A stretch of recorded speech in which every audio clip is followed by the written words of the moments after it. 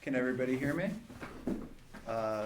Yeah, so I want to thank Matei for coming and talking with us today. How we're going to structure this is we'll do about 45 minutes of interview, and then we'll open it up to the audience for 45 minutes of questions, roughly. Maybe we'll go over. But I'd like to start, if you don't mind, Matei, by just asking you about what was your sort of backstory on the left? What made you become interested in socialist politics? What were the earliest encounters with socialist politics that you had, and what were your thoughts on that? This working well enough?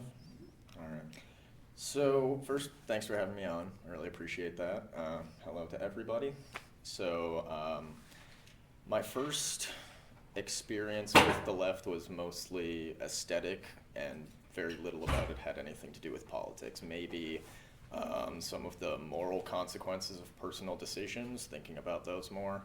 But the definitive starting point of thinking about capitalism more deeply came in 7th grade when our English class read this book whose name I've completely forgotten, and I've tried several times to dig it up out of the internet with no success. But it was about this teenager who was like a internet personality and achieved a lot of fame, and then had a platform where he talked about consumerism and had like this deeply anti-consumerist message that he would talk to people about, and he built a lot of fame over this platform, and then faked his death because he didn't like how much attention he was getting. But the core idea of the story was anti-consumerism, and that was my first introduction to not really the politics of the left, but the prevailing sentiments of the left. And from there, I was pretty quickly introduced to the concept of Marxism. By 8th grade or so, I'd actually gone to the library and grabbed a copy of the Communist Manifesto and read through it and accomplished a grade school understanding of the text, and proceeded to call myself a socialist or a communist in pretty interchangeable terms throughout my high school years. But during all that time, I described myself as pretty liberal, but attached to the aesthetic of socialism. So it was only by 2016 or so that the first Bernie Sanders campaign happened that I decided that, having kind of grown into a vaguely leftist thought pattern and seeing that there is a socialist politician in the country who has high profile, who is gaining a lot of popularity and may even become elected president, I decided that it would be important to start studying socialism and Marxism in particularly more carefully. And by that time, by 2016, I had gotten involved with Socialist Alternative, and I organized with them in the Lowell and Salem, New Hampshire area for a year or so. And then a handful of our comrades decided that a different organization that allowed for a little bit more local decision-making and flexibility would be a better way to build up the movement in our area. So a handful of us left Socialist Alternative, got involved with Socialist Party, and I've been involved with SPUSA since 2017, which brings us up to now.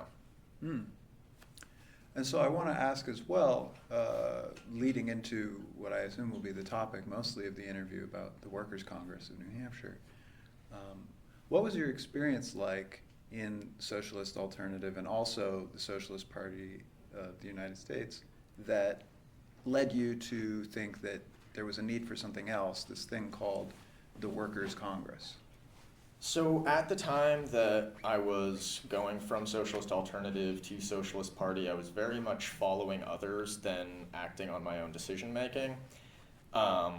So the experience then, I didn't personally I don't think I could have really come up with a whole list of organizational problems that could only be addressed by going someplace else. I was mostly going where people that I worked well with were also going. But I did identify that there was a lot of instances where we were just being told what to do from a higher level of the organization that didn't have a very keen understanding of what was going on down here. We were mostly limited to distributing a paper and going to whatever local protests that we had learned about. But we weren't taking a very active organizational role in any of the things happening around us, and that I could also pick up on.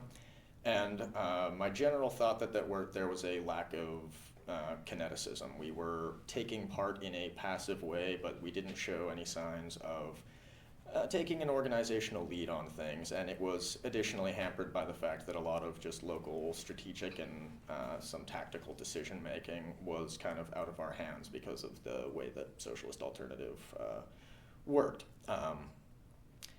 So what really drove my participation in the group that left towards Socialist Party was just kind of a not very an understanding that wasn't really the result of any political calculus, but just kind of reading the writing on the wall that we weren't able to be as flexible to get into our community and organize it as we needed to. But during the time that I spent, I was working under others and was able to pick up a lot on just kind of like what the elements of political organizing are, the elements of having a team and keeping it together and managing that team. And for the most part, my experience of then was just of that time was just kind of picking up on the basics of organizing and learning from other people to kind of develop a more keen decision-making skill, which at that time I certainly didn't have. So like a lot of what I absorbed from that period was just kind of lessons that were picked up passively in my, being in this environment with other people that I was learning from. Could you tell me a little about what were the kinds of community organizing that you wanted to do but found that Socialist Alternative was kind of a hamper to that? Is that a fair way of characterizing what happened? Only for a period. I would say by the time that we became a Socialist Party branch, and a year or so into that, I did start to see that we were falling into the same pattern of passively involving ourselves with things and sparingly going out of our way to organize them ourselves or build up a kind of political network around our party. We were more content to be a part of an environment than, like I said, the center of a network. So by the time that it was 2018 or 2019, it was I was dealing with a lot of impatience at the fact that we weren't doing a lot in terms of campaign building. So I would have been interested in doing some more prolonged work to find some sort of campaign that could be constructed where people would actually be put in motion by it, like it was an issue that was passionate for people. And it was something that was politically relevant, so I would have liked to be doing research to figure out what such a campaign would be and then go out into neighborhoods to try to mobilize people around it. And there wasn't a whole lot of energy behind that. There was a lot of lethargy that was passed off as needed time for preparation. And maybe that was true at the time, maybe it wasn't. But I felt myself very part of a stagnating organization, one that exists, but one that couldn't or wouldn't grow. But as those years passed by, several of the comrades from our local ended up leaving the party, and it was inactive for about a year or so before myself and another comrade who was involved at the time took the initiative to reestablish that local, and this was around 2018 or 2019. And since that time, we've been in a position to, unlike Socialist Alternative, to be able to make the majority of our own decisions. And unlike our initial setup with that group of comrades, we were much more kinetic. We felt the need to be in a state of constant motion, and we translated that into constant relationship building that would establish a network that Socialist Party is, on one hand, involved in and in time at the center of. And we've done a good job of building out that network, of establishing a lot of credibility for our party at the local level, and setting ourselves up with other groups that are able to expand the scope of our capabilities. So I would say that what I wanted to be doing was campaign organizing and arranging those campaigns in such a way that they were multiple fields of struggle angling towards getting people to not be just involved in their single issue for its own sake, but to be involved in that issue under the banner of a fight for socialism. And we were able to make a lot of important progress on that in terms of just getting in contact with enough people to make that argument on a more massive scale, and then start to coalesce people around a different organizing methodology. So we were able to just take on extensive relationship building and parlay that into new and improved political movements. And what has been the role of the Workers' Congress specifically in that process? What is the relationship between the Workers' Congress and the local branch of the Socialist Party of the United States? So our Socialist Party local is one constituent organization among several in the New Hampshire Congress of Workers Organizations, and that's a pretty recent thing. It's only in the last couple of years that that's actually become a coalesced group of people with some staying power.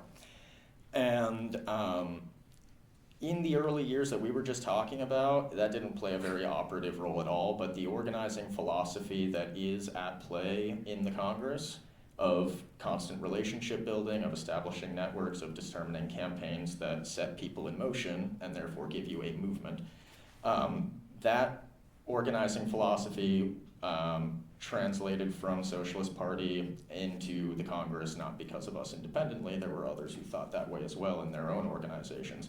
But it put all of these like-minded organizations into the same forum, and we gave ourselves plenty of time to learn how to play in the same sandbox, to learn how to be independent organizations making agreements together and then going out into the world and respecting those agreements. And we were able to keep that together, and so the Workers' Congress is much more of a result of all of those things that we were talking about than a driving force, but it has definitely been characterized by the mentality that if we are going to have a movement, we need to set people in motion, and if we're going to set people in motion, we need to first make contact with them. So extensive relationship building has been the primary building block, the cornerstone. But the Workers' Congress is very new. It's all nearly 2 full years old, and it is much more the result of all of this organizing experience than the guide throughout. Could you tell me a little bit about what the Workers' Congress has been up to for the past 2 years? What have been give me a narrative of how this has been going. Yeah, so where we are right now is that we have a network of organs within the Congress, committees that deal with specific issues of organizing that are all kind of coalesced together within the Congress.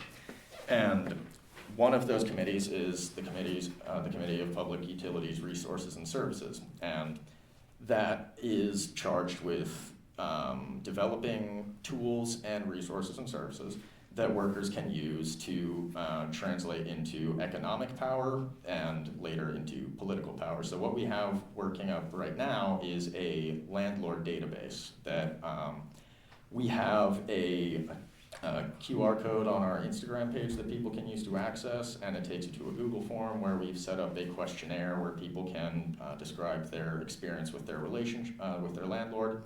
And we are working on a website for the Congress to host that database.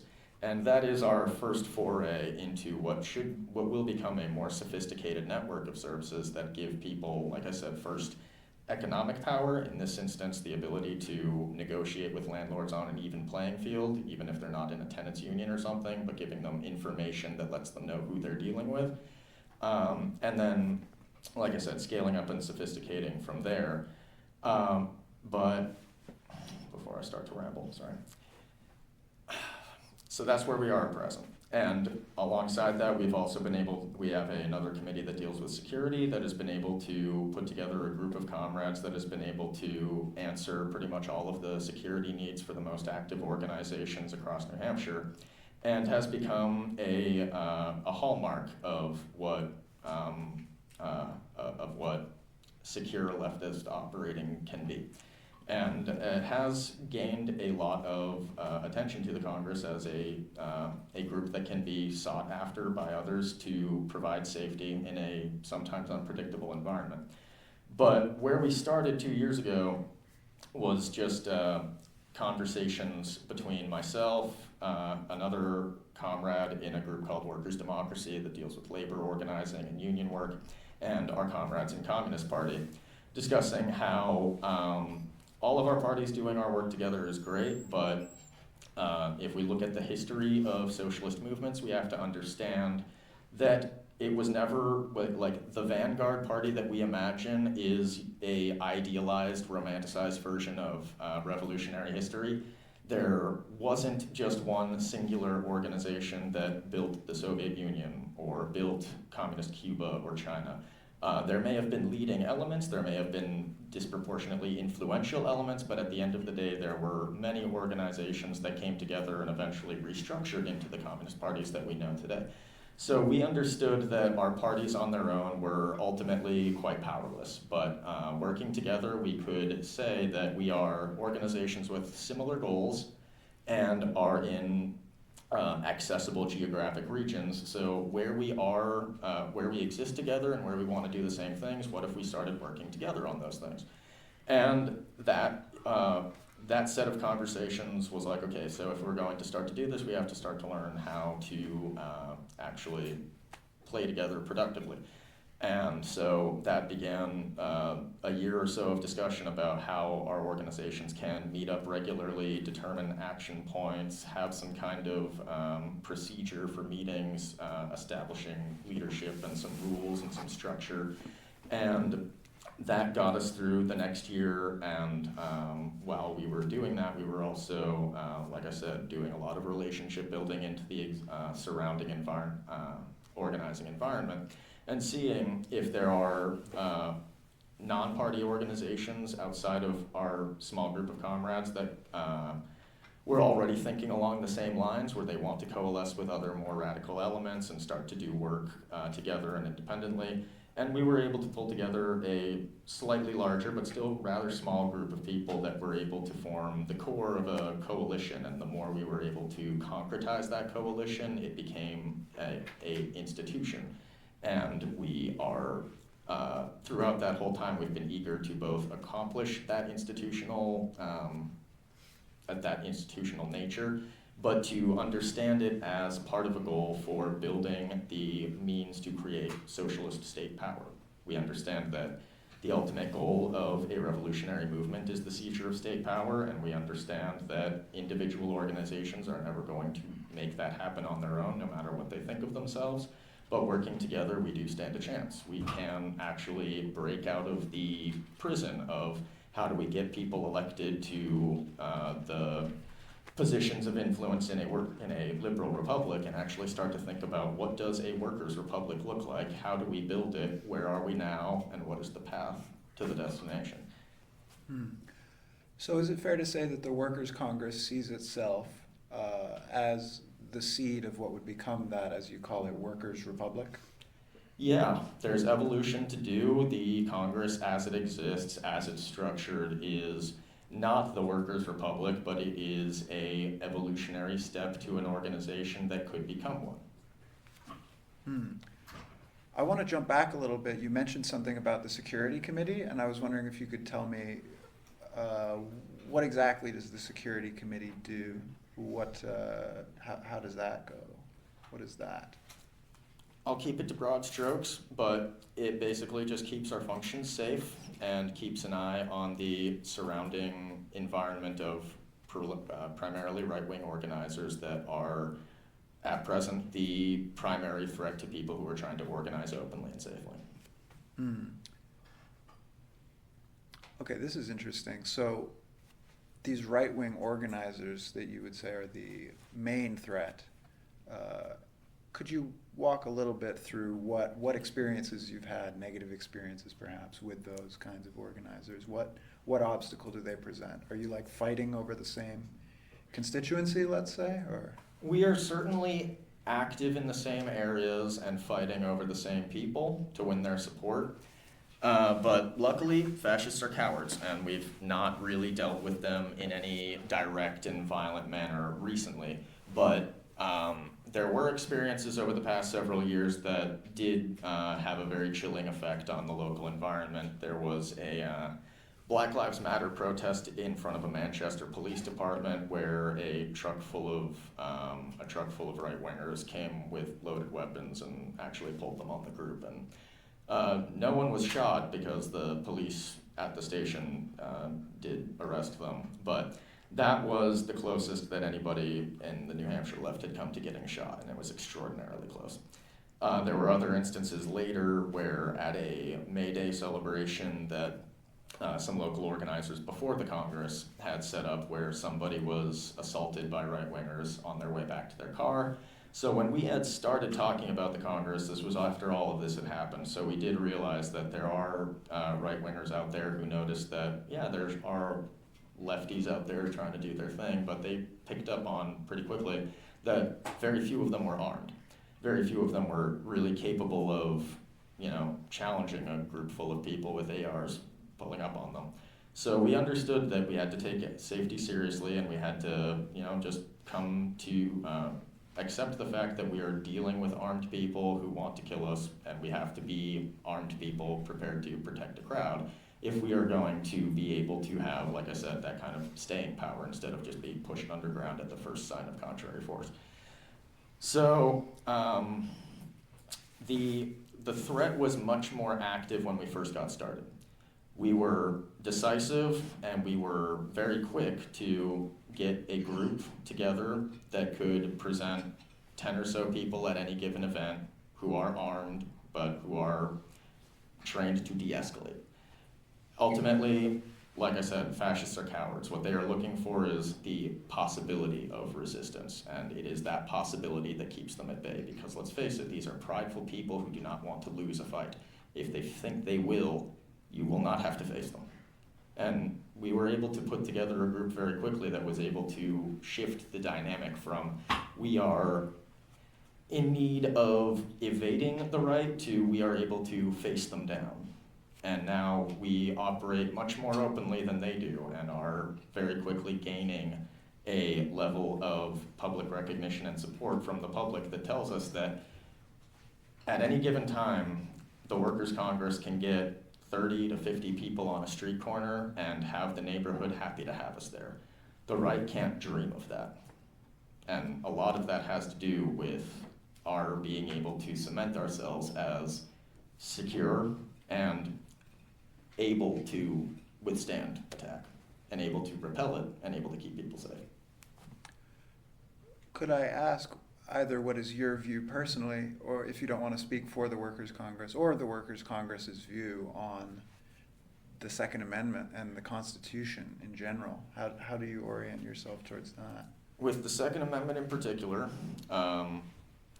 we understand that arms is a necessary element of a person's freedom. If you have something, it can be taken away, by hook or by crook, and arms is a good way of keeping what is yours yours. So we do understand that access to arms is a necessary right for a free people. In terms of the constitutional protection of that, we don't really care. I mean, we happen to have this one point of similarity with the governing document of the Liberal Republic, but we ultimately think that the Constitution is only a half-baked idea on its best day, and that the Constitution of a workers' republic would not only safeguard the idea of your freedom, but also its material bases. It's a similar idea to what I've heard from like the Marxist Unity group, like the idea that the first thing we would need to combat is perhaps you don't think it's the first thing we need to combat, but the idea that the inertia of the American Constitution is an obstacle to socialist organizing. Do you feel that? And if not, what do you think are the obstacles to socialist organizing, either in New Hampshire or in America more broadly? The Constitution is only an obstacle if you compel yourself to operate within its boundaries. And we've made no such compulsion for ourselves. We are actively in competition with it, actually. So we want to demonstrate to socialists that there is no good reason for us to attempt an electoral takeover of the Liberal Republic and reform its constitution into a freedom-respecting document. We would much rather just go the historically proven way of launch a revolutionary movement and build a workers' republic that is what you actually want, instead of the much more arduous and probably much less productive avenue of, infesting yourself into the liberal republic. I like to compare a country like Cuba or China to a country like Venezuela. Those two countries were able to utterly disassemble their existing state infrastructure and replace it with a popularly supported workers' republic. Venezuela, on the other hand, tried to play softball with its unsupportive elements, kept its national bourgeoisie politically empowered, and lets them take part in their elections every time. And what do they do every time? Kill people on the way to polls, barricade polls from being accessed, firebomb journalists, like plenty of awful and violent acts that are meant to prevent people from taking part in their, I struggle to call it a democracy because it's no more democratic than ours, but the ruling left-wing party in Venezuela has made every concession to its opponents to be able to take part in the political process, and they have suffered for it at every step. Other countries that have not lended any deference to its opponents, its capitalist opponents, have thrived. So if we are going to treat history as the open book test that it is, then we should just take from the lessons of people who didn't negotiate with their enemies, but crushed them. I want to talk more about Cuba and China and Venezuela and other, socialist states like that in a moment. But what I'd first like to ask is about, I apologize if I seem like I'm harping on the Constitution thing, but I'm curious, what are the, as you put it, sort of the bounds that have been defined by the U.S. Constitution that you find yourself having to flout or go against in the course of socialist organizing? Where does, what Frederick Douglass called the glorious liberty document, where are its shortcomings? If we're dealing with shortcomings and obstacles as part of the same thing in this question, then I would say, the shortcomings of the Constitution are, like I said, it makes a great deal about respecting the idea of freedom, but it has no interest in making securities for its material bases. You have the right to life, you do not have the right to food, water, and shelter. That's a problem. That is a shortcoming of the Constitution, but then when it comes to the ability to operate politically as a socialist, those limitations come from the legal code, not much from the Constitution, because there's nothing in the Constitution that says that you can't be a communist, but there is the Communist Control Act. So the Constitution, at the end of the day, is more my source of criticisms than my source of problems. The source of problems for communists really comes from a weaponized legal system that only exists in this constitutional framework, so that fact has to be dealt with. But if we're going to focus on the real enemy here, it's the legislative mechanisms that have been used against working class people and their organizations, much less than the Constitution itself. I'd like to talk a little bit about, you mentioned a romanticized idea of a vanguard party that some socialists might have that you think is sort of a problem, sort of an obstacle. How do you go about, because I would imagine that there are disputes about the history of the left, about what do we think of the USSR, what do we think of Cuba and China, that might cause internal tension within the Workers' Congress. Is that accurate, or is it more, does it not come up? I would say that, if there's sources of tension within the Workers' Congress, it's much less over the historical interpretations of socialism and its historical legacy than about the tactical approach of navigating our current environment. I'd say that is much more We debate how we are to spend the next month and the next year of organizing much more than we debate whether dang is cool or not. But in terms of a vanguard party, like when I say people romanticize what that is, I mean like the concept of a vanguard party is real, and like there are like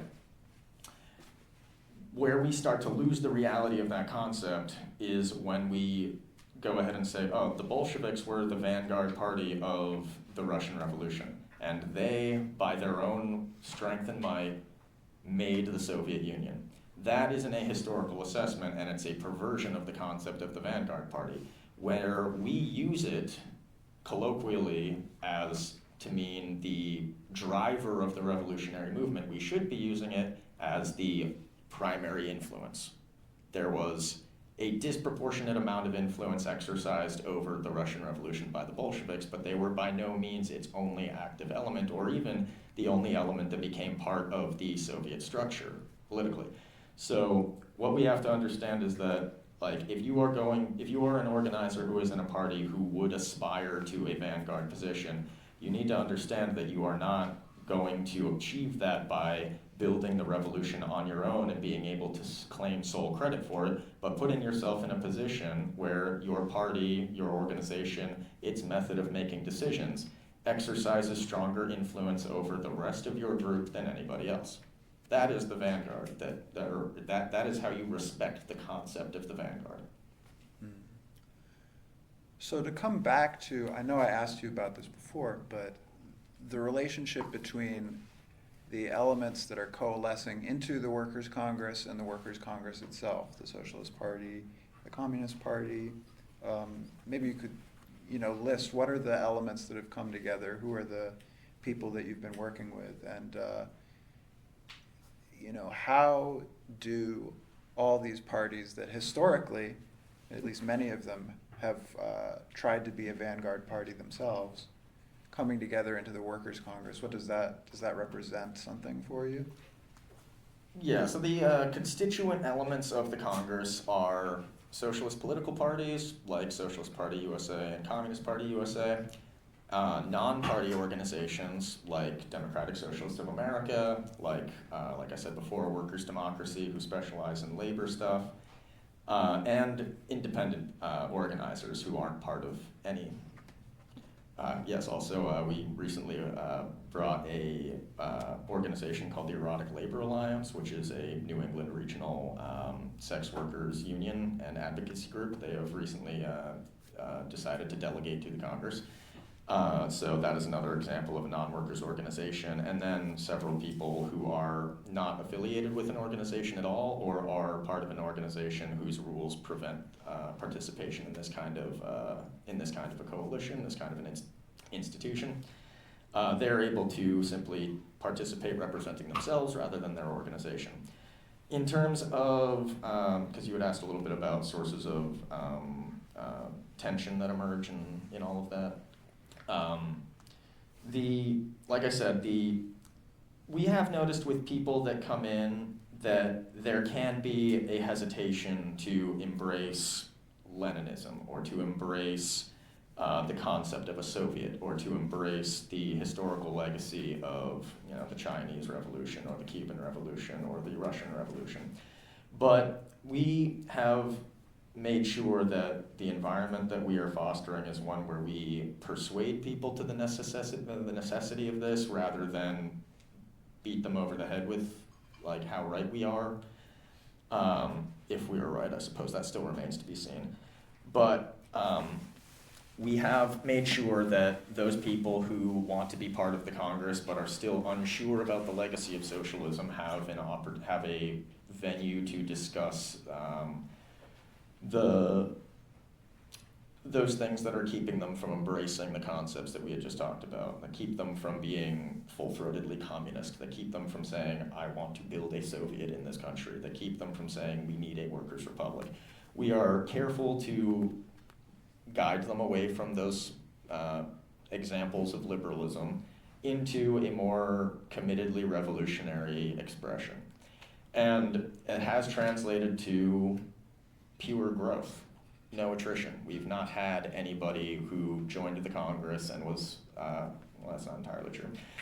We haven't had anyone who is an independent who has come into the Congress and then felt like this is not an environment where they can fit in or grow to fit in. So in terms of sources of tension, like I said, they overwhelmingly tend to be disagreements that we have about immediate tactical and short and midterm strategic points of difference. Very rarely do we have a ideological difference over the nature of the Congress and about its goals that prevents a new person from remaining within the Congress. Like, we have a very sound argument for our existence that requires only gentle persuasion for pretty much every new person who has come around to us to embrace.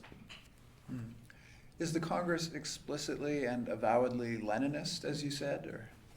Not explicitly and avowedly Leninist. It is, there is a difference of opinion on whether or not we are a democratic centralist organization. We have behaved very much like one. We haven't gone ahead and told people that that's what we are, but for all intents and purposes, we behave like one, and I like that about us. I like that we have our debates, we get through our decision making with all of the people's influences being heard, then we make a vote, and when the vote is cast, we stick to that decision. And if that makes us Leninists, oh, terrible. So I guess I mean to ask, in that case, if it's more about the methodology and the sort of protocol that you go through to reach decisions and how you organize yourself as an organization, is there a need then to tarry with the past of what people think about the USSR or anything like that? Why is there not, what would prevent you from saying, oh, this is just, this is a new thing, doesn't matter if it's Leninist or not, but this is just how we're organizing? Like, are you going to drop the bomb on them of like, you guys are in a Leninist organization, you didn't know it? Or... I would just say, I would encourage people to remember that Marx and Lenin were humans. They were just people who had a worldview, and that worldview was dialectical materialism. There's not even any real point in calling ourselves Marxists or Leninists when neither of them called themselves that. I mean, Marx didn't call himself a Marxist, he was a dialectician and a materialist. Lenin certainly wasn't a Leninist, he was a Marxist, and he may as well have just called himself a dialectician. And we would benefit from the same thing. We have benefited from the ideas of people who have names and have a legacy that we have to take responsibility for and contend with, but we are under no obligation to substitute their personal legacy for the quality of their ideas and their proven efficacy. Interesting. Let's see how much time we have before we get to questions. We'll do about 10 more minutes and then we'll get to questions, I think.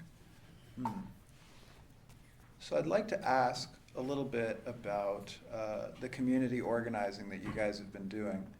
I know I sort of broached this topic before, but what has that been looking like? What are the issues? I know you mentioned, of course, the landlord database. Has there been any pushback regarding that? How has that been going? No pushback. Our biggest obstacle with that is just getting it amplified on a wide enough scale that we start to receive enough feedback from people that it can be a useful tool for people. Like if somebody were to eventually go on our website once it's up and look up their landlord, we have to have spread this far and wide enough that there's a reasonable chance that you may actually find yours. And that is our challenge right now. In terms of disagreement with the quality of the tactic, very little, none that I can really think of. And in terms of enthusiasm for it, when we talk about it with other people, they are very excited to have this kind of tool. And we've been operating on the understanding, and I believe it's the correct one, that no such tool currently exists. So it represents both something that is useful to people in an immediate sense and also is an innovation. Mm. And But how, I guess I only half answered the question, but the biggest source of our actual community organizing and involvement with the public has been through a spontaneous group of organizers who came up around the genocide in Gaza. And it was a pretty organic group of people that got together and started calling themselves Southern New Hampshire for Palestine, and has gotten no more concrete than over the last year than that. But has remained together and has a handful of very dedicated organizers from across the state who have been able to put on some very impressive demonstrations. And we got involved with that rather early. We made ourselves useful, became familiar, and made sure that we weren't trying to bust our way to the center. We did want to be in a position to exercise political influence with new people. We didn't, however, want to storm our way into that position. It's much more valuable that we are accepted into a group and asked for our points of advice than, assuming people want it and giving it to them anyway. So our most consistent amount of work actually being in the community has been through this spontaneous coalition.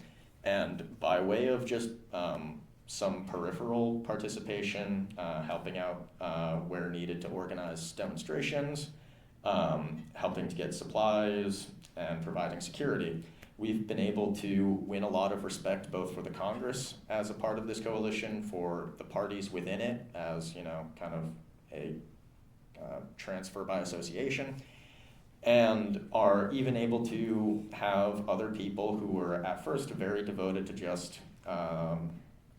taking part in the struggle for a free Palestine to now open up to a wider arena of struggles that are connected to this, and others are less visibly so, but are starting to open them up to the idea that capitalism is a whole network of oppressions that all have to be dealt with in concert.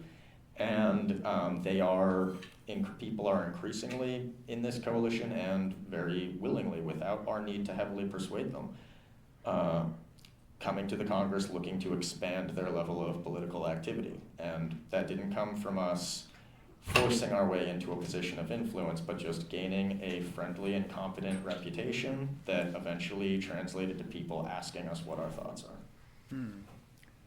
I'm curious why the gravitational center has sort of been Gaza and the Palestine protests, because I think many might say, like you said at the beginning, you want to take these individual issues and make people aware of their interconnectedness, the fact that sort of harness all that energy into the goal of socialism. And I think many might say, well, if you want to organize the working class, it would be a horrible first step to start by putting people on the Palestine side and the Israel side and splitting them directly down the middle. Well, we have to play the hand we're dealt, and if we had two options. We can either try to find out what movement we can generate, or we can take one that has already evolved, where there are many people already in motion. And the fact of the matter was there was already a spontaneously growing movement for a free Palestine that relieved us of the need to figure out what can we do that's going to set people in motion. And if that came with the task of drawing some battle lines between people who are pro-free Palestine and pro-genocide, then that was just a necessary battle line to draw. At the end of the day, revolutionary activity usually, it just boils down to making friends on one hand and making enemies on the other. And no one can do anything alone, so it is vital to have friends, but having the right friends doesn't mean much if you don't have the right enemies. All right, well, I think this would be a good time now. I think it's been about 45 minutes to turn over to the audience for questions. I suppose I should give you the microphone. It's okay, unless you need to Yeah, could you? Yeah, I'll give you the microphone.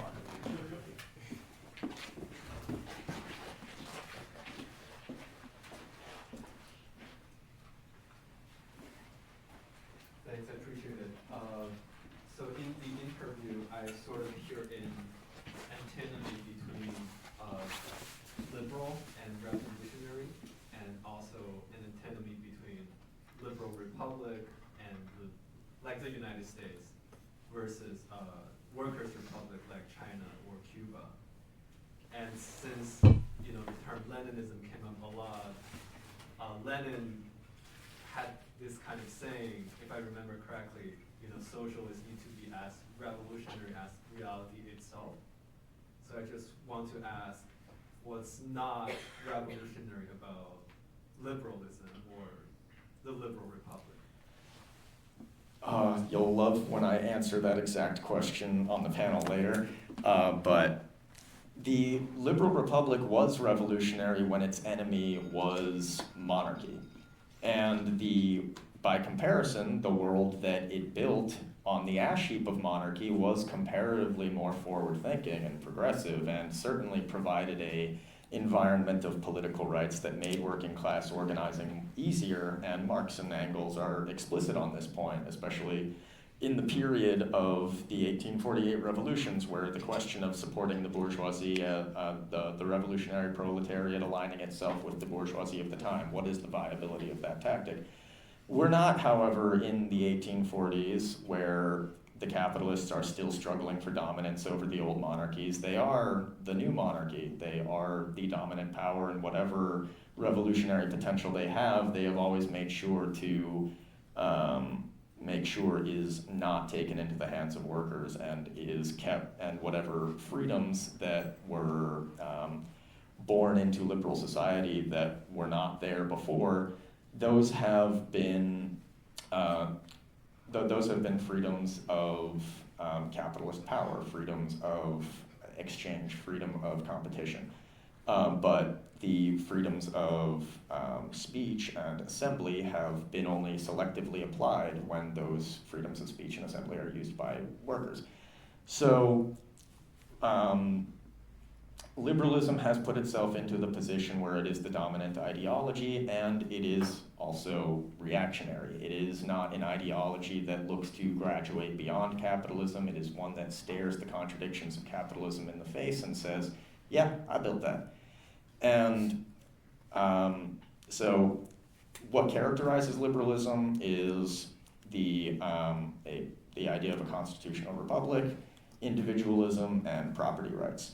And it's not the constitutional republic that is the source of reaction in liberalism. It is the emphasis on individualism and the emphasis on free markets and property right that make it increasingly reactionary over time as the free market goes from a section of society to its decisive section. Now that it is the decisive section of society and that capitalists are in a position of decisive social power, they're only in a position where they can apply those freedoms selectively in order to maintain that power. So the way that liberals and liberalism will always seek to preserve the rights of the individual rather than the rights of the collective, will always preserve the free market over the free worker, means that it will always be an obstacle to revolution. And the only reason why we're not full-throatedly embracing that is because we would rather have all of the friends instead of the right friends and the right enemies. This is on? Yeah. Thank you once again for the interview so far. I wanted to pick up on kind of the last part of the interview because we're talking about the Palestine protests, the Gaza war protests. And because you had mentioned Lenin, I thought of a phrase that is very common in a lot of his writings about tailism.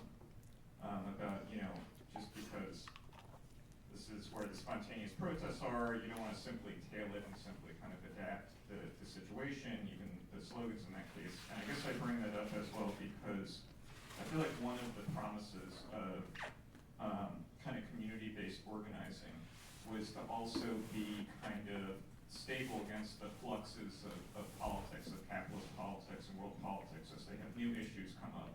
So we've had Israel-Palestine the last year. 2 years ago was Ukraine-Russia. And a few years before that, it was also the March of Return, right, in Gaza. And then, depending on your age, you might also remember Operation Cast Lead, or, you know, protesting the Turkish flotilla raid as well, many years ago as well. Just think back to these things. And so I'm wondering how you see that you can intervene in a way that just isn't, I'm not accusing you of this, but how you think about it, not being tailless in that sense. Because yes, these protests showed up on almost every campus. And, you know, I saw a lot of left groups go, oh, maybe these are people I can recruit or something. And it was not always successful, but I was just wondering your thought on that. Yeah, I think we would be much more vulnerable to the accusation of tailism if we had noticed something was happening, become involved with it, and then made no effort to find how to translate these people's activity into a wider scale of political activity, which we are doing. Like I said, we had at the beginning of the year a lot of people who had got into one struggle and had gotten into it, in my opinion, maybe a little myopically. We were eager to get people, to encourage them into a wider set of struggles without doing the opposite of tailism, commandism, where we are insisting that people are doing the wrong thing and should do something else that we're doing that's totally right. But rather, like I said, we got involved mostly peripherally. It was only in providing safety measures that we were central and decisive. But for the most part, we were just making ourselves available, having discussions with people about what was happening, open their understanding up to the wider set of connections at play, and eventually they made the decision to take part in a wider set of struggles, to get involved more deeply with political organizing. And we've been neck and neck with them, if we want to like spatially try to visualize that. We haven't been from behind playing catch up, just, you know, attaching ourselves to whatever happens spontaneously and doing nothing more. We haven't been operating arrogantly, where we are insisting we have the right way and castigating those who refuse to see it. We've been just there and ready to discuss with people about how to expand what they have going on into a wider and more long-term form of struggle. And I would say that the results speak for themselves. There's a whole handful of people from this organization that started spontaneously that are looking at the Congress as a way of finding new organizations to be a part of, or to go on organizing independently but as a larger group, and to take part in much more than just Gaza, now having an understanding that Gaza is connected to many other different things.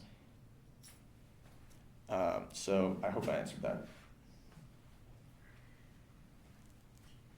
This conversation, I think, has been happening really at the level of tactics, like what are we doing and what gets people to come and what gets people to get organized and this sort of thing. But I think the question of tailism poses the question of the end goal. What's the purpose of that? So you can say, well, I'm participating in this demo because people are going to come and then they're going to get organized into something else. Well, why are they even getting organized into something else? What's the point of that? And I think that's part of what Lenin is talking about when he criticizes tailism. It's not that, you know, you're gonna not have the upper hand in terms of recruitment. It's also that you might sacrifice the end goal, right? And you might liquidate the goal of socialism and the necessity of the dictatorship of the proletariat, right, into your practical activity. So the question I want to pose is, you know, you said you joined the SPUSA, right? It's the legacy Eugene Debs Socialist Party of America through many twists and turns. You fight for socialism, you're trying to organize these people for socialism. What is socialism? And what does it have to do at all with the demands of the Gaza war protests? You know, I'm a student at Columbia, so obviously I witnessed a lot of this. You know, the upshot of the protests is that people want the university to divest from the S&P 500, like that's it. And what I've watched my classmates do is become basically right-wing nationalists who want to participate in projects to like constitute the people, the Palestinian people's like being or something. Like it hasn't really, what does that have to do with socialism? maybe it has something to do with socialism, but I think that's the question. What is socialism? What's the point of having this party, right? You know, how do we clarify what any of this activity is for? Right. So I'll take it from beginning to end. With respect to Taoism and the Leninist criticism of losing the end goal, like I said, we would be much more vulnerable to that if we were only completely subordinating ourselves to what is happening spontaneously instead of trying to form relationships with the people who are at the center of that and see where we can present new directions for their energy. In terms of like keeping a hold on the ultimate political goal, like again, if the only thing we cared about was responding to what people are demanding in a given moment, then we would be populists. But we are socialists, and we are trying to consciously steer people from one form of society to another. And so we are, we're cognizant of that, and as a result, we are making sure that we are keeping track of those populist tendencies within people to just have a set of political goals that only concerns their immediate concerns, or like something with like raising the wage or cost of living, or something that impacts them deeply on a moral level, like a genocide going on in Gaza. But we've been able to keep ourselves at pace with all of these people who are at different levels of political energy, and like you said, be a part of all of this group of people without losing a sight on the eventual goal of getting these people interested in building a workers' republic. So what does Gaza have to do with all of that? Like I said, it was the movement that was available to us. So it was a much better move on our part to to involve ourselves in an existing movement than to try to take shots in the dark on building one that may have just as much response, but probably wouldn't. And so what that leaves for us is the task of figuring out, okay, so Gaza is an example of foreign imperialism, of our imperialist foreign policy, but in what other ways is that connected to other struggles? So we can talk to people about how the Israeli army is funded by the US and supplied by the US, and then we can talk about how that impacts our domestic fiscal policy, and then we can talk about how there are millions of people affected by a hurricane who are left out to dry because all of their money went to Israel. So we can navigate a kind of maze of connected struggles such that we have something happening far off that doesn't directly impact people, but then draw a conscious line of connection to local things that do directly impact them. And then it comes to the question of, all right, we have these problems that need solving. Capitalism is the name of those problems, and socialism is the solution, but what is socialism? And in the most oversimplified terms, I could just say that socialism is a workers' republic, but this is where everyone has their own answer to this question, I suppose. So socialism, as far as I'm concerned, is just the society of equal rights. So what it comes down to is it's important definitely to educate people on the society that we're looking for, and when I talk about the end goal, I would say statelessness, moneylessness, classlessness, communism. And then the actual evolutionary journey of seizing state power for the working class, exercising the dictatorship of the proletariat, and arriving at those set of conditions. And so when I'm talking to people, getting them involved in more than just the struggle that brought them in, and trying to involve them not only in just carrying out their single issue for its own sake, but like I said earlier, to carry out their issue under the banner of a fight for socialism, that is, like I would just describe it to people as a continual evolution to statelessness, classlessness, and moneylessness. The middle parts are largely unpredictable, but the end goal is clear. Hi. Hello? Yeah. I wanted to ask about more recent history, when you were talking about the formation of the Workers' Congress, it reminded me, it had like an echo of how people used to talk about the DSA in maybe circa 2017. It's an organization in which many other leftist organizations entered into, tried to work in, or in some cases, like the ISO, dissolved themselves completely into. But it's an organization that sounds very similar to me, but that was started in 2022, after the entire experience of the DSA. And so I guess I wanted to ask, what was the historical moment in 2022 such that something like the Workers' Congress seemed necessary? And then how do you relate that to this whole kind of 5-year, 6-year period preceding of the experience of the DSA? Was that in the organizers' minds? Were they thinking about taking lessons from it or distinguishing themselves from it? Were they themselves, ex-DSAers or, something like that? My personal, what happened that eventually got me to seek out my comrades more adamantly about this conversation was George Floyd. Once, Bernie was cool because he cleansed socialism in American politics. The George Floyd protests were cool because I'd never seen us burn down a police department before. And when I saw that with the Capitol Hill Autonomous Zone in Seattle, I think, and the amount of revolutionary energy that just poured out, I got to thinking, imagine if the energy behind this was paired with the energy behind a general strike. Imagine if the demands of racial equality and workers' rights merged. What if multiple struggles were able to be folded into one avenue of struggle? And at that point, there were already different incidents where me and others had talked about the idea of a workers' congress, and it was at that point that we started to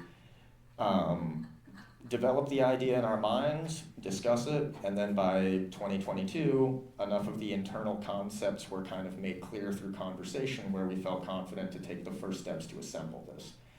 But I can't speak to the other people in the Congress who had their experience that told them that working together across organizations is necessary, is unavoidable. But for me, that was it, just seeing all of this energy pouring out, but so little direction. If I could just briefly, I'm reminded of a quote by Wilhelm Reich that I'm going to paraphrase of if only we could harness for the class struggle the libidinal energy of a rock concert or a football stadium cheering and watching a football game. And I wonder, do you want to, as you said, pair your efforts with the efforts that manifested into something like the Capitol Hill Autonomous Zone or the more recent Palestine protests? Or is there a need to lead and to say, lead in a more explicit sense where you say, okay, actually, we're glad that this energy and this passion exists, but this isn't the best way to expend it, and that it should be expended by the Workers' Congress towards the aim of socialism. And if that, kind of going back to a question that I had earlier that I still wonder a bit about, of how, is it anticipated that there's going to be issues with the SPUSA and the Workers' Congress? Are they going to, does the Workers' Congress assert itself as we're leading and we're working with the SPUSA out of necessity, but ultimately we are trying to be that seed of a workers' republic? It's going to come from us. It's not going to come from the DSA or from, Southern New Hampshire for Palestine or from whatever else. So it's a much tighter relationship between the constituent organizations and the Congress. So being a part of the Congress doesn't mean that you are just among friends and talking about shared concerns. You're organization formally joins and they are subject to points of unity, they are subject to governing documents, we make agreements and you're expected to keep them up in the real world. And so we are, if there's a problem with SP in the Congress, we'll be disciplined for not playing along, for not respecting the democratic nature of our coalition. Same for any other organization. And it is that very fact that actually led one group early in our formation to leave. What you described was what they were looking for from the Congress. Just we get together, we enjoy some conversations, however earnest they may be, we do not act on them. We weren't prepared for that. We were prepared for the sort of discussions that result in a state in waiting prepared to take power. And so we didn't kick them out, we let them leave. And we did not ask them back. And now, as time went by, this organization that couldn't see the value of what we were doing had seen many of its central organizers leave, who are now on their own, and in active conversation within that organization about why they are not part of the Congress and what is keeping them out. And so when it comes to the specific organizations within the Congress, there is a official relationship that comes with expectations. So if Socialist Party is somehow not playing well with the rest of the group, then basically there are limiting mechanisms for every organization. There are representatives of the organization who take part in the leadership of the Congress, who are part of the committees on the Congress, and if they are undermining those organs, they are very easily removable and replaceable by people who are faithful communists. But we've done a very good job of building both a coalition that is capable of welcoming people who may or may not be perfectly revolutionary, but are certainly moldable into a place where they want to accomplish the same goals. But we've also made an institution that demands its participants respect. But I didn't answer another half of the gentleman's question about what makes us different from DSA. DSA didn't even have it in themselves to take thousands and thousands of organizers and just make it a party. We have tens, and we are willing to take a bite out of the challenge of building a state. Who cares what DSA is doing? They happen to be a part of the Congress. Good for them. But it's not because we're doing what they're doing. Suddenly they're doing what we're doing.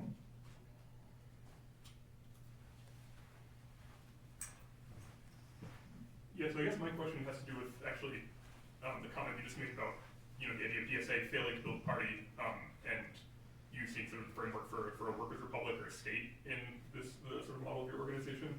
And I'm curious about the perspective on the relationship between, I guess, the state, political parties, and civil society, since it seems like the Workers' Congress is, I don't know what the word you use exactly is, like a whether it's more federal or unitary or what, but an organization of several nationwide political parties which have this kind of ostensible vision of, at least on the part of the CPUSA being like the leading force of a national, workers' revolution.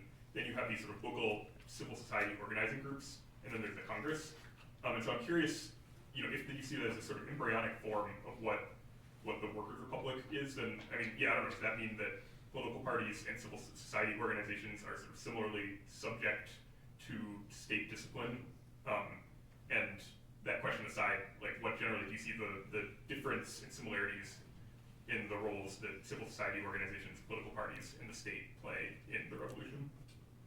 Unfortunately, I'm not as equipped to answer that question as I would like to be because of how difficult it's going to be to anticipate what civil society looks like at a time when the Workers' Republic could even discipline it or exist with it in any way.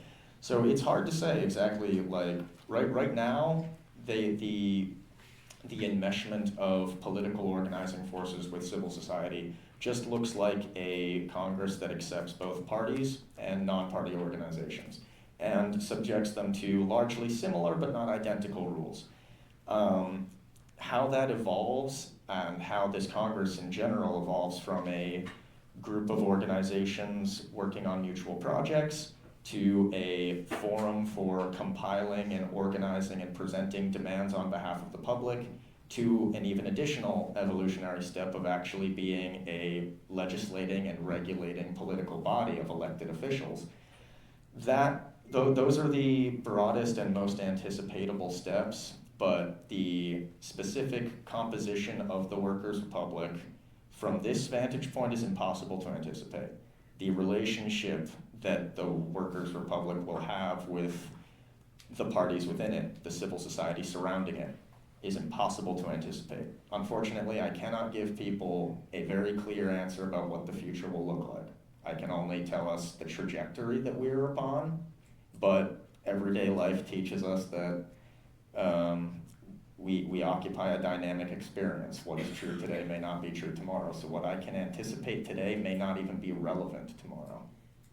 That's the best I can do.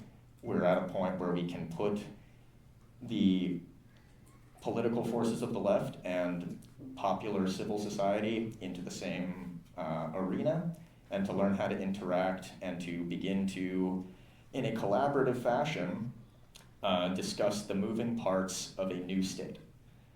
That's all we can really do. That's all I can anticipate before actually just saying something that's probably just foolish, just seeing too far with too little information.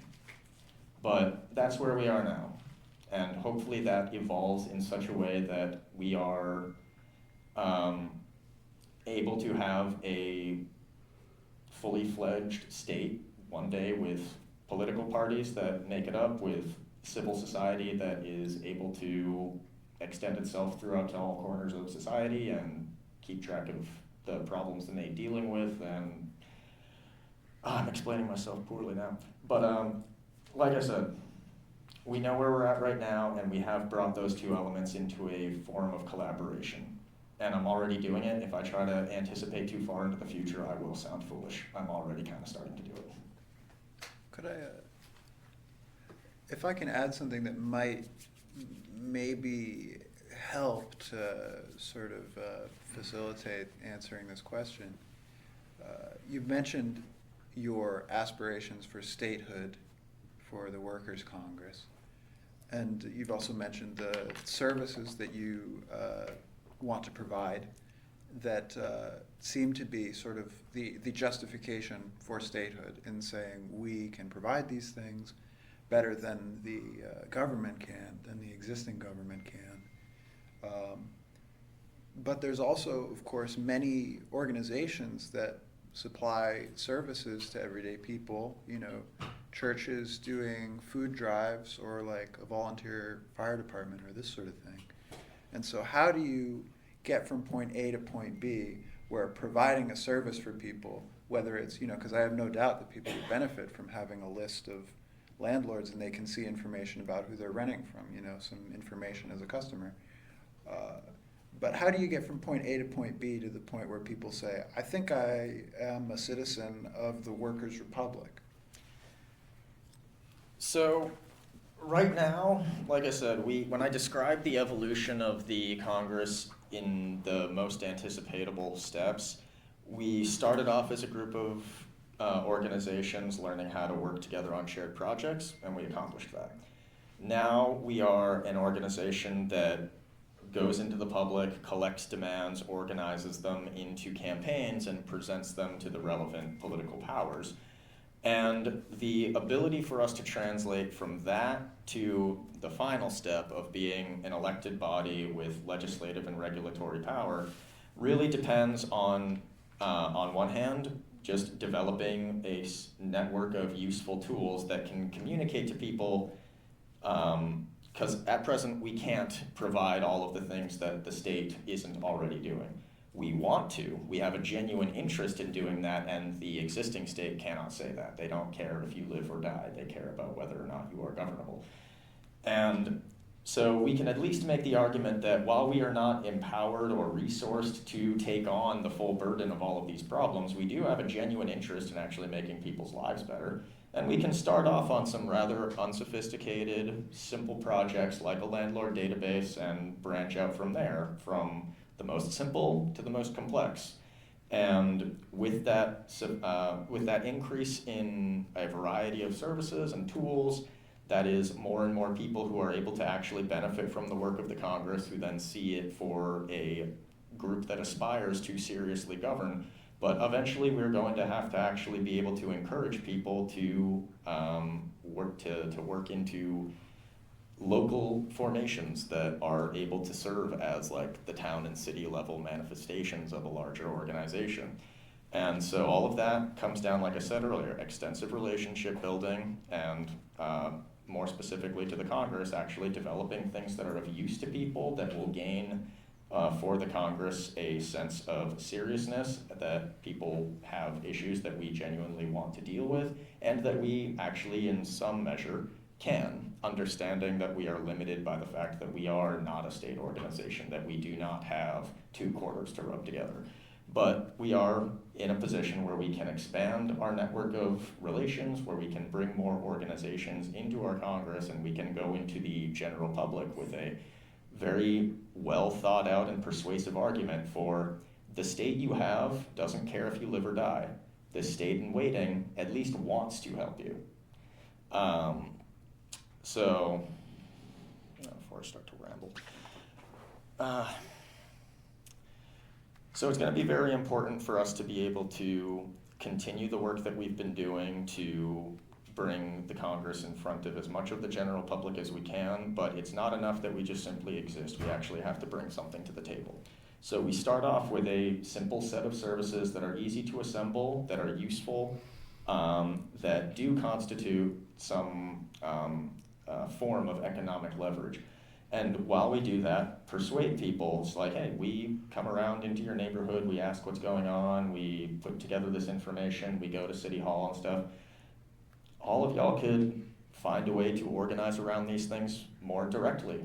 Like, we simply go from providing simple tools and resources to people to having a very serious discussion about the concepts of more direct representation, of a more direct form of government, of a workers' government. And that all takes time. We are nearly 2 years old. That's it. We're not a long-living organization yet. But in those 2 years, we have accomplished a whole lot. And so if we continue on this trajectory, I do believe that we're going to be able to make contact with a great number of people, provide something useful to them that gives them a sense of faith in the Congress, and at least gets them to think, this group of people, they are not a government. They can't do the things that a government wants to, but they at least want to use the power of a government to make people's lives better. And I think the more clearly and more widespread we're able to make that argument, the more we're going to be able to easily encourage people to help to sophisticate the Congress from a group of organizations that compiles demands and forms campaigns to a group that also involves the large segments of the general public actively working towards self-governance. Okay. I think we're about at time. Does anybody have a short and very burning question that they'd like to ask before we wrap up? Or Also, could I we? see 2 hands. We really, we have a coffee break before 5. There's no coffee. So I think it's fine if we go at least until 1:45. Sure, let's do these 2 questions at least. Thanks. So, am I? I can't tell. You can see me. Okay, so I was struck by 2 different things that I heard you say on the question of the state. You were talking about how the limitations of the present kind of liberal constitutional state consist in the fact that people aren't guaranteed food, water, shelter, as services that a workers' state can and should provide people, right? And it seemed to me that the inability to provide those services isn't like written into the liberal constitutional order, because we have, of course, seen over the last 300 years that the number of services that the state provides has expanded enormously. And you didn't need socialists to do it. FDR did it, right? Like the number of services that the New Deal state provided grew enormously. On the other hand, Lenin didn't think of the state as consisting in a certain set of services that are provided to people. If you had a famously minimal definition of what a state is, that special bodies of armed men. And the dictatorship of the proletariat would mean that the special bodies of armed men are the armed and organized proletariat, not like the bureaucrats who are kind of providing services to people. So I'm wondering, yeah, I guess I wanted you to respond to the FDR vision of the state as service provider versus the Lenin vision of the state as special bodies of armed men. So, FDR's vision of the state was one that is able to successfully see to the needs of capital. And at that time, that required a welfare state. And the only reason why that welfare state ever happened was because of communists and socialists who were ready and willing to start an open revolution for state power. And so very reluctantly did FDR eventually sign over the New Deal, and with it a whole lot of conditions that all of the unions and organizations that had played such a decisive role in bringing that to the center of political life in the country were expunged and torn away from the public conversation. So the New Deal state is it's only an adaptation that capital made to ensure its survival, that it was also a response to socialist organizing. That socialist organizing was only happening because of the inspiring example of the Soviet Union at the time, and that is a fact. In terms of Lenin's description of the state, armed bodies of men is a oversimplification. That is the power of the state, certainly, but it is not the state entirely. But it certainly is the basis of its power, armed bodies of men. But the Leninist vision of the state also included, he talks heavily about the legacy of the Paris Commune as being the first example of a workers' state, of actually having a state of a size that was requisite to the needs of its society, but not excessive in its administration, that was not gross in its pay of its officials, that was restricted entirely to the necessary needs of the people it was governing and took on nothing more. So the armed bodies of men are only what keep a state in place, keep it from becoming a state of one sort to it becoming a state of another sort. But, and every state requires them. But Lenin's vision of a state also had a lot to do with what that state had to achieve and what its marked goals were. So I would just add that bit of context to Lenin's vision of a state when we're comparing it to anybody else's. But in terms of the model that we are more interested in drawing from, we're much more interested in drawing from the tradition of the Paris Commune and the Soviet than from the New Deal, since the New Deal was it was bought and paid for by the workers, but then all of its leaders were severed from society once they won that victory. So I know whose model I would prefer to go from.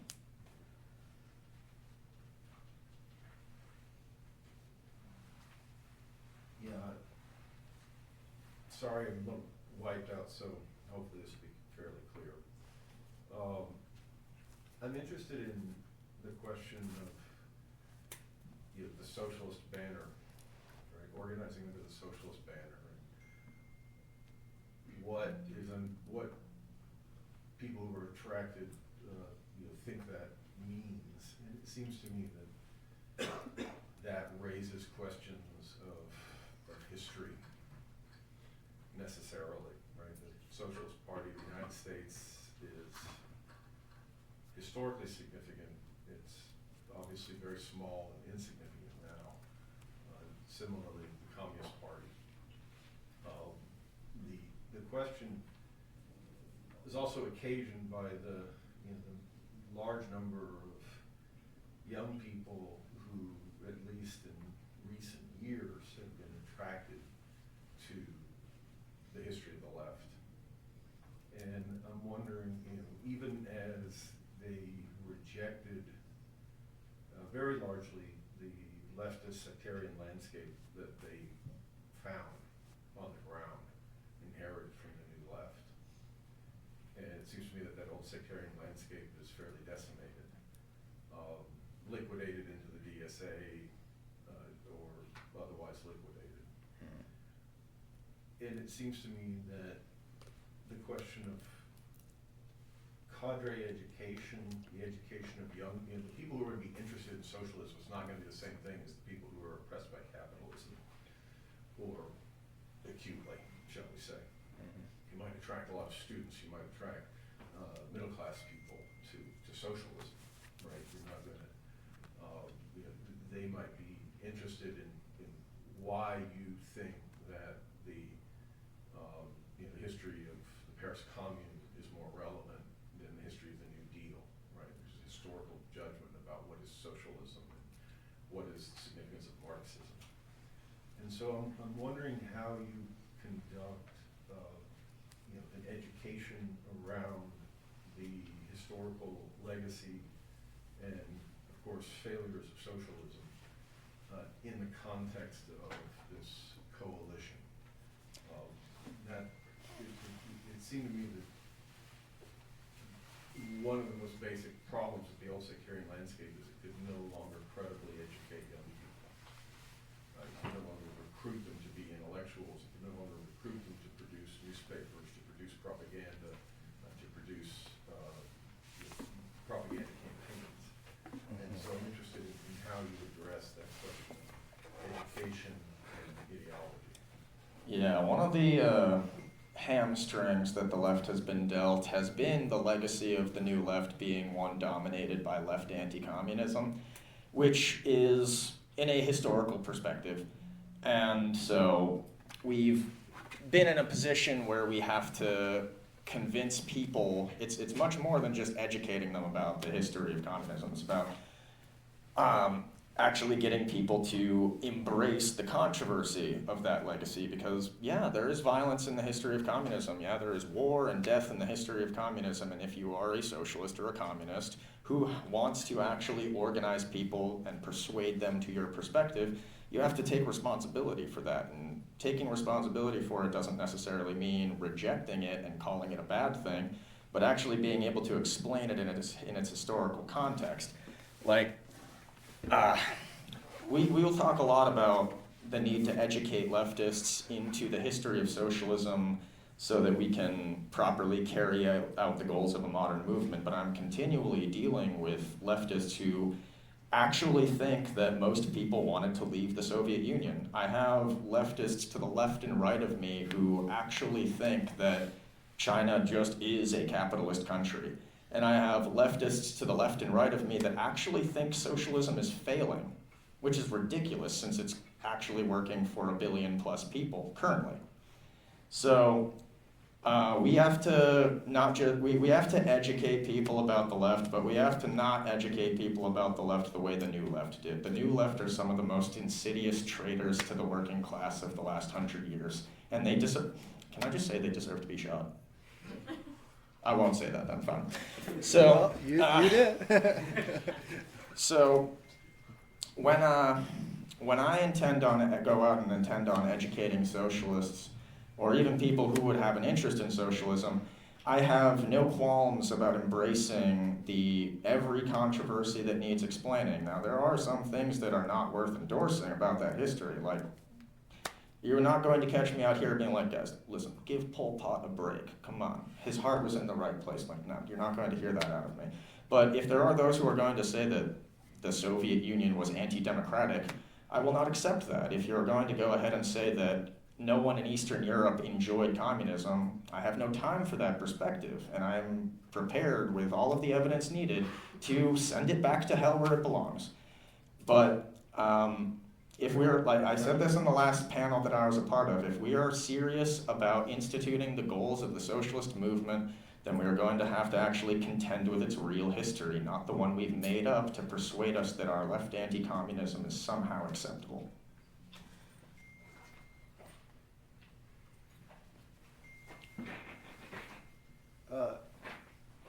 Did I hear you wanting to follow up, Spencer, or should I? Yeah, I guess I'm wondering, when you say educate people to say, you know, that, you know, to understand China in a certain way, or, you know, I guess I'm wondering, what do you mean? Are you saying that in your personal capacity? You saying that as an editor of a publication? Are you saying that as someone who's been responsibly appointed to conduct cadre education in like a coalition education program, like a reading group leader, or something that's somehow been democratically arrived at within the coalition, or is that something that members of the coalition, like the SPA or the Communist Party or other members would undertake? Because obviously there'd be differences, right, about how people understand China, for instance, depending on their background on the left.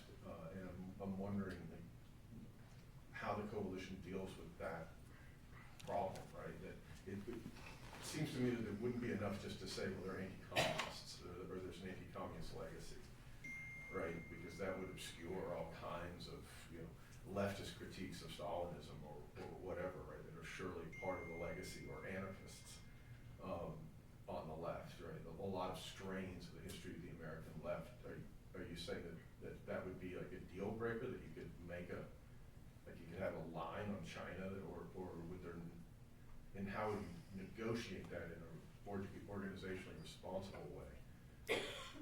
At present, there isn't any kind of central effort towards political organization within the Congress, but that is actually an active question. So we do have a conversation among our comrades going on about political education and how to approach that. So at present, it is really just like the established mode of political education in the Congress right now is conversation. There are a lot of us who have a very good grip on our history, who are willing to have at-length conversations with people about the historical development of capitalism, revolutionary movements, the 20th century, the Cold War.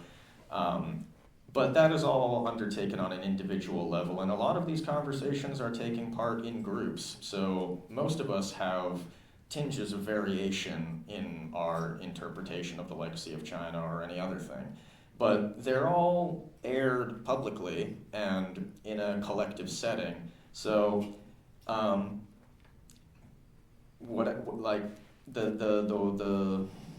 the education within the Congress really is just kind of us talking through history in a very unstructured way, but not irresponsibly. We are like, we keep each other honest. We're like, hey, you're venturing into a history there with a particular interpretation or something. But we're very good at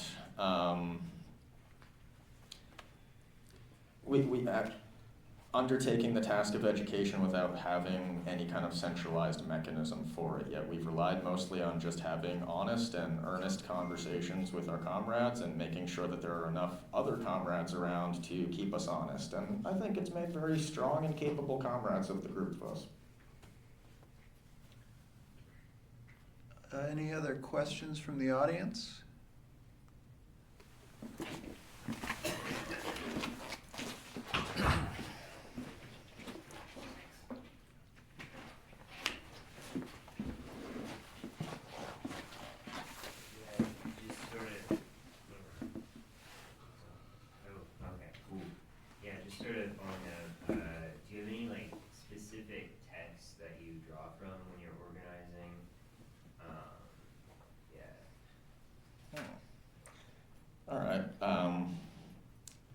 So I think everyone should read the manifesto at least once a year. It's short, it's like, it's Marx's stairway, I know, but like, it's unavoidable, it's vital, and people should have a deep understanding of it.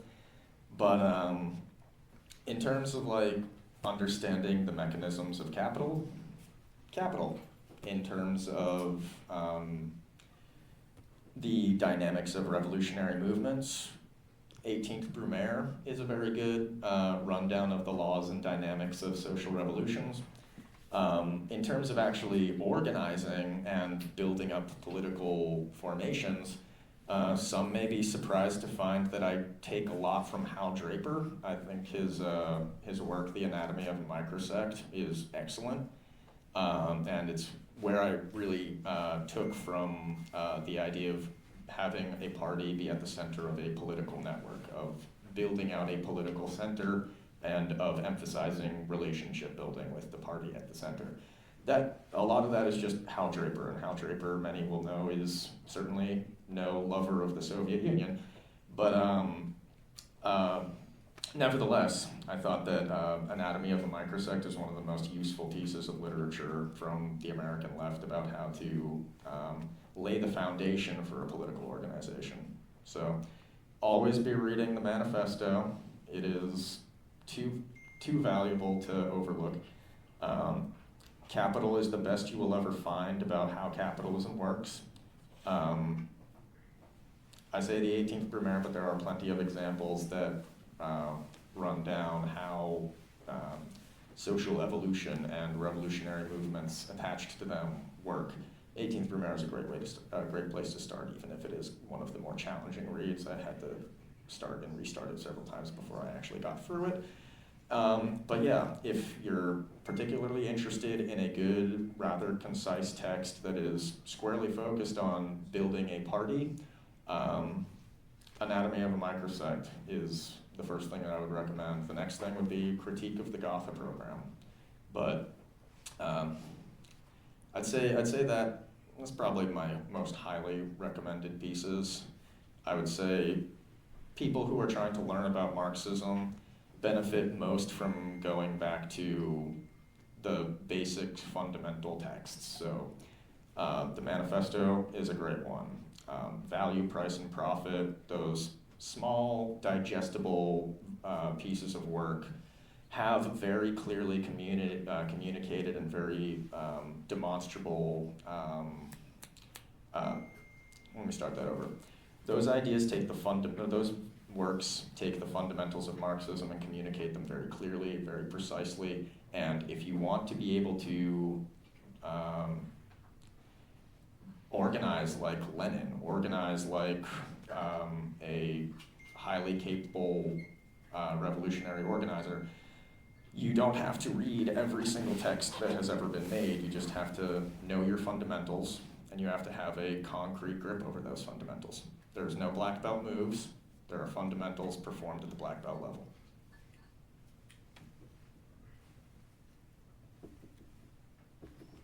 Okay. We're coming up on time. I think I'm getting the signal that we want to wrap up. Thanks. Yeah, so thank you very much for doing this interview, Thank Matei. you. Let's It's have been a a lot big of fun. round of applause. And, yeah.